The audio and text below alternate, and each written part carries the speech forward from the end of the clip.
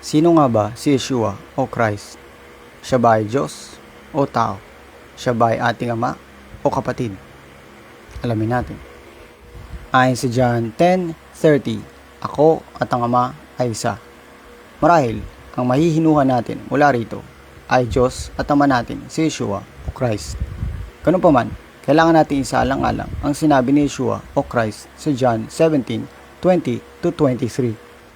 Hindi lang sa pamamagitan ng mga paghiling, ngunit sa pamamagitan rin ng paniniwala sa akin dahil sa aking salita, upang lahat ay maaaring maging isa, kagaya sa iyo, Ama, sa akin. Gayon din ako sa iyo, upang sila rin ay maaaring maging isa sa atin, at upang ang daigdig ay maniwala na ikaw ang nagpadala sa akin. At gayon din, ang karangalan na ibinigay sa akin ay maibigay ko sa kanila, upang sila ay maaaring maging isa, kagaya sa atin na isa. Ako sa kanila, gayon din ikaw sa akin, upang maaaring maging buo sa isa, at upang malaman ng daigdig na ikaw ang nagpadala sa akin, at ang nagmamahal sa kanila, kagaya sa pagmamahal sa akin. Ngayon, sabi ni Yeshua o Christ ay maaari tayo maging isa sa Kanya at sa Ama. Ibig bang sabihin ito, tayo, si Yeshua o Christ, at ang Ama ay isa ng katauhan? Malamang ay hindi. Sa madaling sabi, ang nais sabihin ni Yeshua o Christ sa pagiging isa nila ng Ama ay hindi sa pagiging isa sa katauhan, sa halip ay pagiging isa sa pag-iisip at isa sa pagmamahal, o sa madaling sabi, isa sa ginagawa.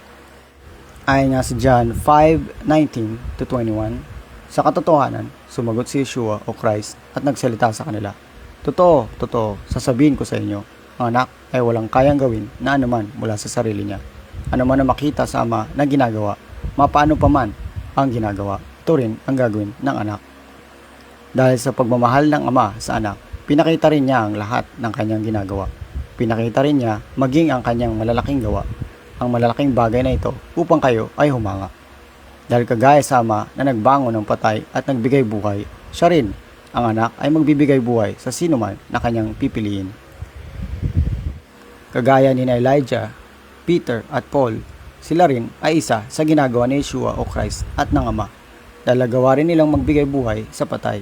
Ayon nga sa 1 Kings 17:17-24, Acts 9:36-41, at Acts 20:9-12. Sa madaling sabi, si Yeshua o Christ ay hindi ang ating Ama, sa halip ay ating kapatid. Ayon nga kay Yeshua o Christ sa John 20:17, sinabi ni Yeshua o Christ sa kanya, huwag mo akong hawakan, sapagkat ako ay hindi pa nakakakyat sa aking Ama.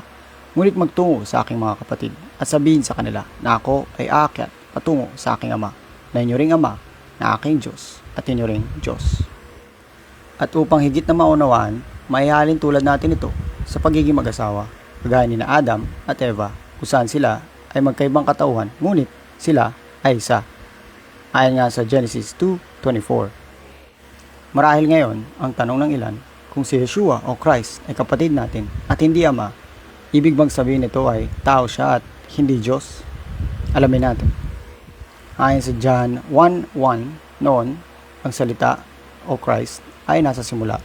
At noon, ang salita o Christ ay kasama ng Diyos o Ama. At noon, ang salita o Christ ay Diyos. Sa madaling sabi, ang ating kapatid na si Yeshua o Christ ay Diyos, kagaya ng ating Ama na Diyos. Marahil, ang tanong ng ilan, dalawa ang Diyos?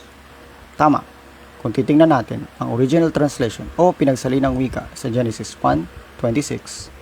Amer, Elohim, Amer, Asa, Adam, Selem, Demuth, Rada, Daga, Yam, Of, Shamayim, Behema, Kol, Erex, Kol, Remes, Rames, Al, Erex. Ngayon, kapag sinali naman natin ito sa Tagalog, Amer o sabi, Elohim o mga Diyos, Amer, sabi, Asa o gumawa, Adam o tao, Selem o lilim, Demuth o pagkakahawig, Rada o supiling, Daga o isda, yam o dagat o karagatan, of o ibon, shamayim o himpapawid, behema o hayop, kol o lahat o buo, erex, lupa o kapatagan, kol, lahat o buo, remes, gumagapang na nilalang, rames, gapang o nagsisipaggapang, al o ibabaw, at erex, lupa o kapatagan. At kapag inayos natin, ito ang mababasa sa Genesis 1:26.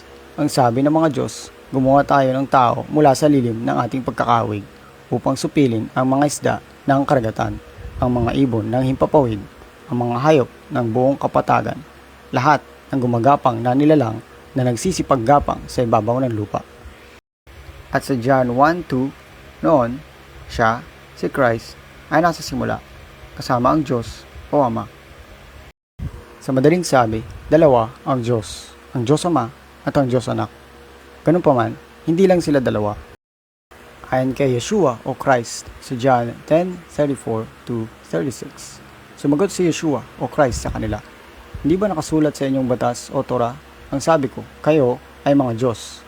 Kung ang Diyos din ang nagsabi, kanino man magtungo ang salita ay magiging Diyos. Ang kasulatan din ay hindi maaaring masira o mabalik. Siya na binabato niyo ng salita na binanal ng Ama at pinadala dito sa daigdig ay nanlalapastangan dahil sa nasabing ako ay Diyos Anak. At sa 1 John 3:1-2, pagmasdan, anumang pagmamahal ang ibigay sa atin ng Ama upang tayo ay tawagin Diyos Anak. Sa buong daigdig, tayo ay hindi kilala dahil siya ay hindi kilala. Ngayon, mga minamahal, tayo ay Diyos Anak. Ganun pa man, hindi pa ito ganap. Ngunit ito ay malalaman dahil kapag ito ay ganap na, tayo ay magiging kagaya niya ni Christ. Dahil magpapakita siya, si Christ, bilang siya o bilang Diyos Anak. Sa madaling sabi, kagaya ni Yeshua o Christ, tayo rin ay maaaring maging Diyos Anak. At kalakip ng pagiging Diyos Anak ang pagkakaroon ng buhay na walang hanggan. Ayon nga kay Yeshua o Christ si John 5:24. Totoo, sasabihin ko sa inyo, siya na nakikinig sa aking salita at naniniwala sa nagpadala sa akin ay magkakaroon ng buhay na walang hanggan. At siya ay hindi makakarating sa hukom. Sa halip ay alis mula sa kamatayan at tutungo sa buhay. At ano ang salita ni Yeshua o Christ na dapat nating pakinggan upang magkaroon ng buhay na walang hanggan? Ayon sa Luke 10:25-28, at pagmasdan, isang dalubhasa sa batas o Torah ang tumayo at sumubok sa kanya o kay Christ. Guro, ano ang aking dapat gawin upang makamit ang buhay na walang hanggan? Sumagot siya, si Christ, tungo sa kanya. Ano ang nakasulat sa batas o Torah? Sa papaanong paraan ka nagbasa? Ngunit naisip na lang niya sa sarili ni Christ na sumagot, mahalin ng Panginoon ang iyong Diyos mula sa kaibuturan ng iyong puso, at mula sa kaibuturan ng iyong kaluluwa, at mula sa kaibuturan ng iyong lakas, at mula sa kaibuturan ng iyong isip, at sa iyong kapwa kagaya sa iyong sarili. At sinabi niya ng dalubhasa sa batas o Torah, tama ang iyong sagot, gawin ito at mabuhay. Nakita niyo ba ang sagot ni Yeshua o Christ sa tanong ng dalubhasa sa batas o Torah? Ang mahalin ang Panginoong Diyos mula sa kaibuturan ng ating puso, o huwag magkaroon ng ibang mga Diyos o Ama na titingalain. Mula sa kaibuturan ng ating kaluluwa, o huwag gumawa ng anumang inukit na larawan at luhuran. Mula sa kaibuturan ng ating lakas, o huwag gamitin ang pangalang Yahweh sa kasamaan. Mula sa kaibuturan ng ating isip, o magpahinga sa Sabado o Shabbat.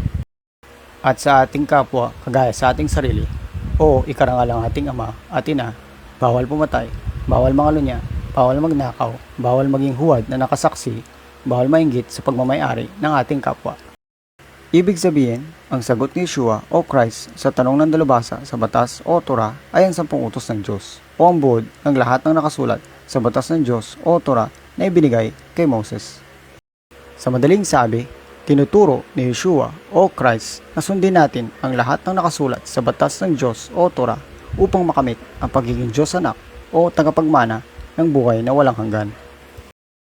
Ayon nga muli kay Yeshua o Christ sa Matthew 5:17-19, huwag isipin na nagtungo ako rito upang sirain ang batas o Torah o ang mga propeta o Nevi'im. Hindi ako nagtungo rito upang sirain, ngunit upang tuparin.